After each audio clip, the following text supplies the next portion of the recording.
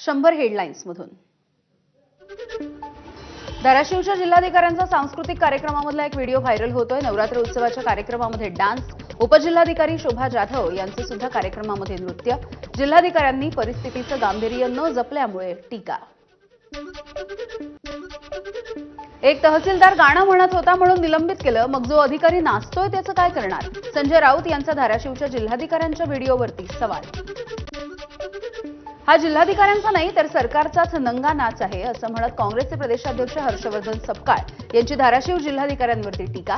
जिल्हाधिकाऱ्यांना तात्काळ बडतर्फ करण्याची मागणी। धाराशिवच्या जिल्हाधिकाऱ्यांची असंवेदनशीलता दिसल्यास कारवाई करणार। धाराशिवचे जिल्हाधिकारी किरण पुजार यांच्या संदर्भात धाराशिवचे पालकमंत्री प्रताप सरनाईक यांचं स्पष्टीकरण। जिल्ह्यामध्ये नुकसान झालेलं असताना जिल्हाधिकाऱ्यांनी अशा पद्धतीनं नाचगाणं करणं हे चुकीचं आहे। धाराशिव जिल्हाधिकाऱ्यांच्या नवरात्र उत्सवामधल्या नाचगाण्यावरती जयंत पाटील यांची प्रतिक्रिया। धाराशिव जिल्ह्यामध्ये पुराचा हाहाकार माजलेला असताना प्रशासकीय प्रमुख असलेल्या अधिकाऱ्यांनी कार्यक्रमामध्ये डान्स करणं हे योग्य नाही। ठाकरेंच्या शिवसेनेचे आमदार कैलास पाटील यांची प्रतिक्रिया। सांस्कृतिक महोत्सवाचा कार्यक्रम रद्द करून तीच मदत पूरग्रस्तांना देता आली असती अशी ही प्रतिक्रिया। बुलडाणा जिल्ह्यामधील कैलास वाघ याला बॅटनं मारहाण केल्याचं प्रकरण। सतीश उर्फ खोक्या भोसले याला बीड जिल्हा सत्र न्यायालयाकडून 4 महिन्यांच्या नंतर जामीन। जळगाव जिल्ह्याच्या बैठकीमध्ये मंत्री गुलाबराव पाटील यांनी कृषी आणि महावितरण विभागाच्या कामाचा आढावा घेतलाय। यावेळेला गुलाबराव पाटील यांच्याकडून महावितरण अधिकाऱ्यांची खरडपट्टी। महावितरणचा अधिकृत वायरमन काम करत नसल्यामुळे निलंबनाचे आदेश। छत्रपती संभाजीनगरमध्ये धनगर समाजाच्या बांधवांनी अडवला उदय सामंत यांचा रस्ता। धनगर समाजाला एसटीमधून आरक्षण देण्याची निवेदनाच्या माध्यमातून केली आहे मागणी। मुंबईमध्ये आय लव्ह मोहम्मद लिहिलेल्या बॅनरला मंत्री नितेश राणे यांचं आय लव्ह महादेव अशी पोस्ट करत प्रत्युत्तर। राज्यामध्ये नव्या वादाला तोंड फुटण्याची शक्यता। छत्रपती संभाजीनगर शहरामध्ये सुद्धा आय लव्ह मोहम्मद असे बॅनर झळकवण्यात आले। यूपीच्या कानपूरमध्ये मोहम्मद पैगंबर यांच्या जन्मदिनी आय लव्ह मोहम्मद असे बॅनर लावून शुभेच्छा देणाऱ्या 25 तरुणांवरती खोटे गुन्हे दाखल केल्याचा आरोप आहे। त्याचाच निषेध करण्यासाठी हे बॅनर झळकवले गेले आहेत। उत्तर प्रदेशमधल्या झाशीमध्ये आय लव्ह मोहम्मद आणि आय लव्ह महादेव या घोषणांवरून पोस्टर वॉर। मुस्लिम समुदायानं मशिदींमध्ये आय लव्ह मोहम्मद असे बॅनर लावले तर गरबा महोत्सवाच्या दरम्यान आय लव्ह महादेव अशी बॅनरबाजी।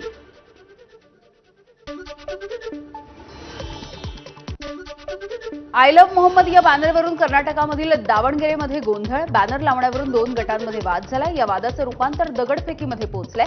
घटनेमध्ये एक अल्पवयीन जखमी।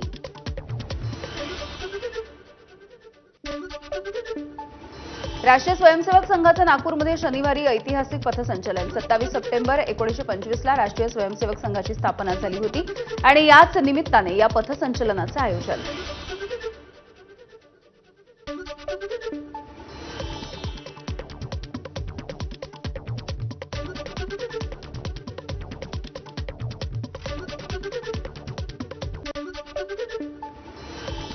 दसरा आणि दिवाळीच्या पार्श्वभूमीवरती फुलांना मोठी मागणी असते। मात्र अतिवृष्टीमुळे अहिल्यानगर जिल्ह्यामधील पारनेर आणि नगर जिल्ह्यामध्ये मोठ्या प्रमाणावरती फुलांच्या शेतीला फटका बसलाय।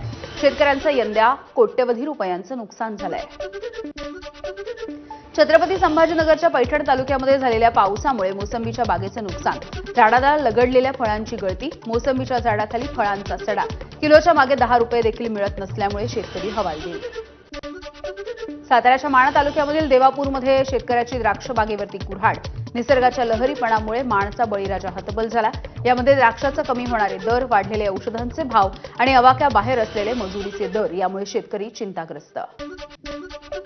लातूरमधल्या काटेजवळगा आणि केदारपूर दरम्यानच्या पुलावरती पाणी आलंय। स्थानिक नागरिकांसह विद्यार्थ्यांचा जीवघेणा प्रवास सध्या सुरू आहे।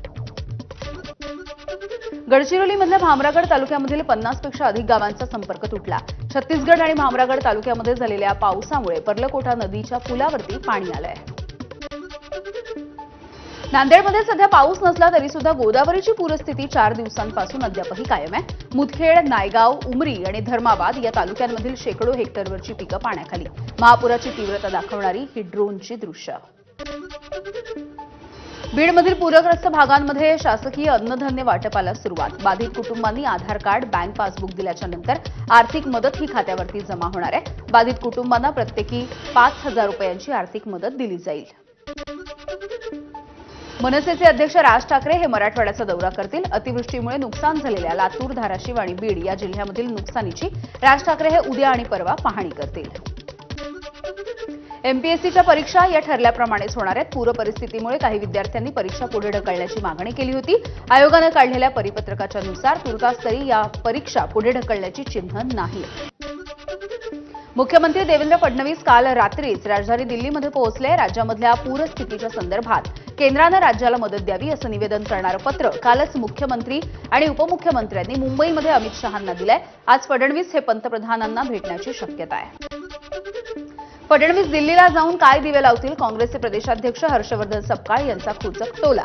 तसंच दोन जातींमध्ये भांडणं लावून ते राज्याचं लक्ष दुसरीकडे वळवतील असाही सपकाळ यांचा निशाणा.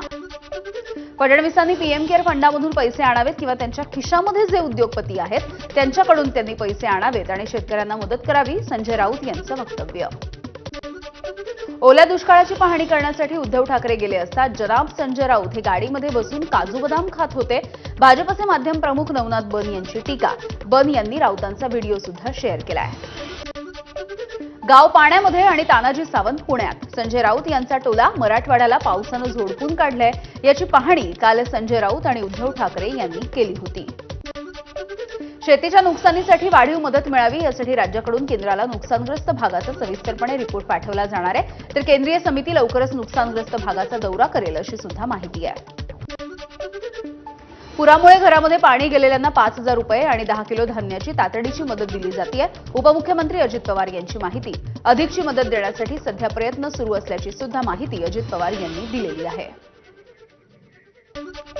तर हेक्टरी नव्हे एकरी 50,000 रुपयांची मदत द्या. शरद पवार यांच्या राष्ट्रवादीचे नेते जयंत पाटील यांनी अशा पद्धतीची मागणी केली आहे. सर्वसामान्य शेतकरी सध्या एकरामध्ये आहे, हेक्टरमध्ये नाहीत. जयंत पाटील यांची प्रतिक्रिया.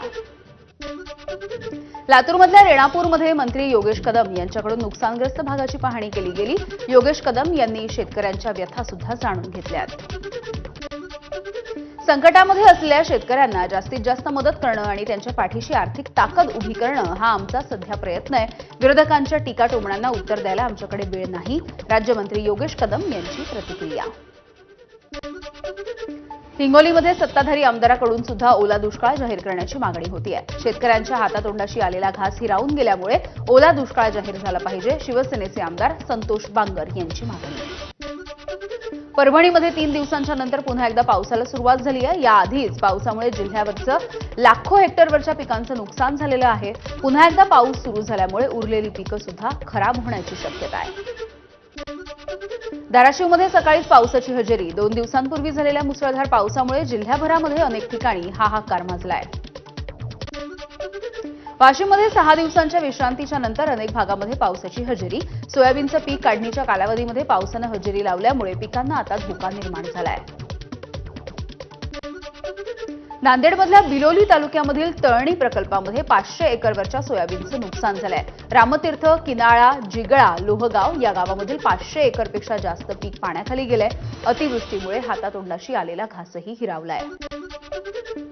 अतिवृष्टी आणि कर्जबाजारीपणाला कंटाळून बार्शी तालुक्यामध्ये एकाच दिवशी 2 शेतकऱ्यांनी टोकाचं पाऊल उचललं.